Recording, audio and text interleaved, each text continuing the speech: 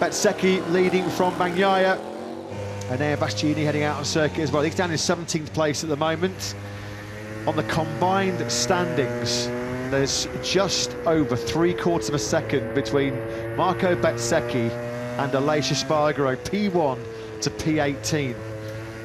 This morning I was thinking that, Matt, right, this is going to get exciting. This morning I was thinking that Jack Miller, around 2/10 down, you know, only 2/10 off fastest in 14th.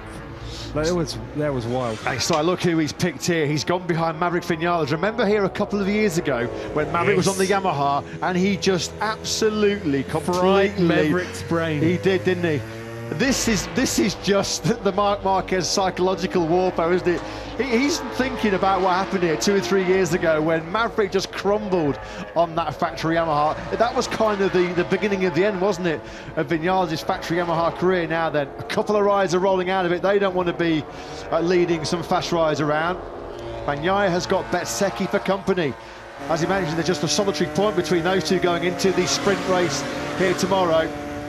On board then with Marquez, that is Vinales, the top gun directly ahead of him. Wow, Mark got a good draft there. You see him catching on the last part of the straight, catching right up.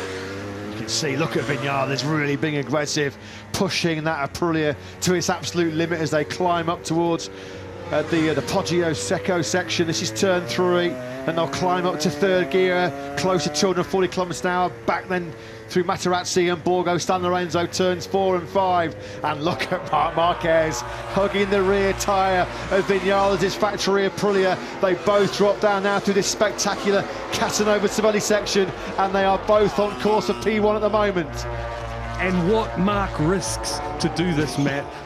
It must be impossible to do it over race distance, but what he can do over one lap, risk so much and usually stay on the bike, is amazing. He's box office. He brings the X factor to MotoGP, doesn't he? He gets that Honda all out of shape down the hill into the Scarperia corner, 2nd gear, turn number 10. Credit here as well to Raul Fernandez, who's clinging onto the back of these two ahead of him. Look at this from Fernandez as it stands right now on the soft rear tyre himself. He could be pulling off a big shock here. And he's probably in a better position because Mark's a little bit blocked here. The only place that he can really gain, I think it's going to be too hard to pass on the brakes into this next one. So the gain must come from the slipstream where Raul could be making all through these corners, catching these guys and maybe go faster. Oh, how close is this?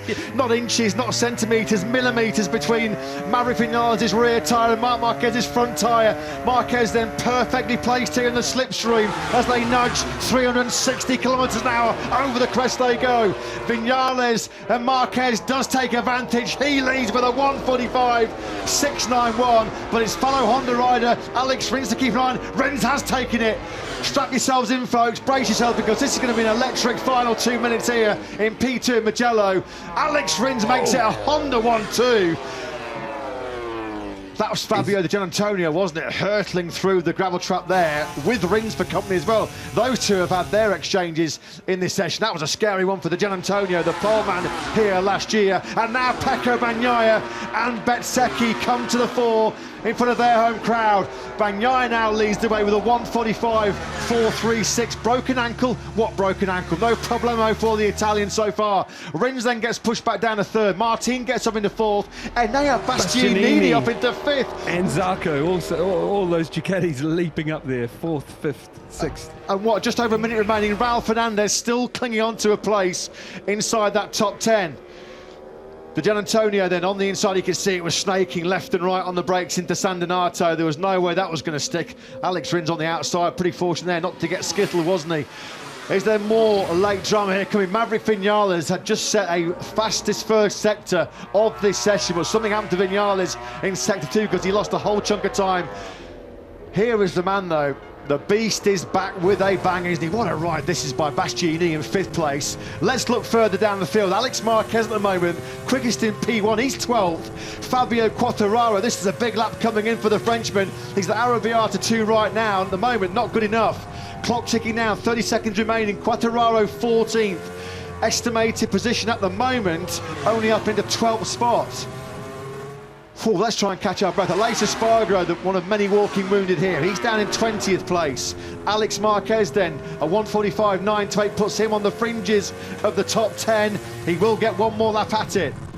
The KTM's in 12th and 13th, Matt. That's not what they wanted.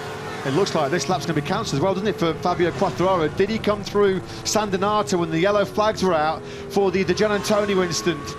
It looks like Fabio Quartararo again is going to find himself in that opening qualifying session tomorrow morning.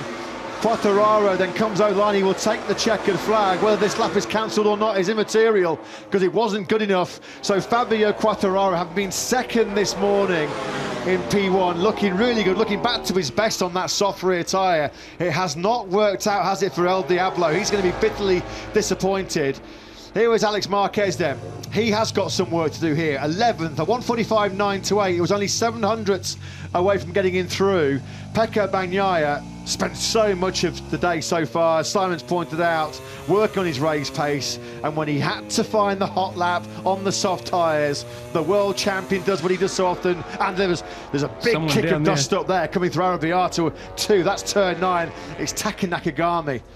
That is now Marquez, Mir and Nakagami who've dumped it on Hondas. It just shows you, Simon, they're on that knife edge, they're on that tightrope, aren't they, all the time. Poor old Nakagami, that's a fast get-off going through turn 9, Arrabbiata. Your third gear and building speed up for that crest towards Scarperia. That was a scary one. Another shout out to Raul Fernandez, you know, making it into the top 10. Wow, that's impressive. Will he hang on in there, though? That's the big question, because Brad Binder may well be inflicting some late heartache here on Raul Fernandez. Binder may well be challenging the top 3, maybe even better. Over the line, the South African will come right now. 12th place, Binder goes 4th. That will be good enough, and that has squeezed Raul Fernandez out. That's unlucky for Raul Fernandez. Aleix Espargaro, what a ride, what a job. That is awesome by Aleix Espargaro. How on earth did he find that 1:45.784? Halfway through that session, he had his right boot off and was getting a lot of ice treatment on that damaged right foot. Aleix Espargaro has that, I think it has. I think that's going to be good enough.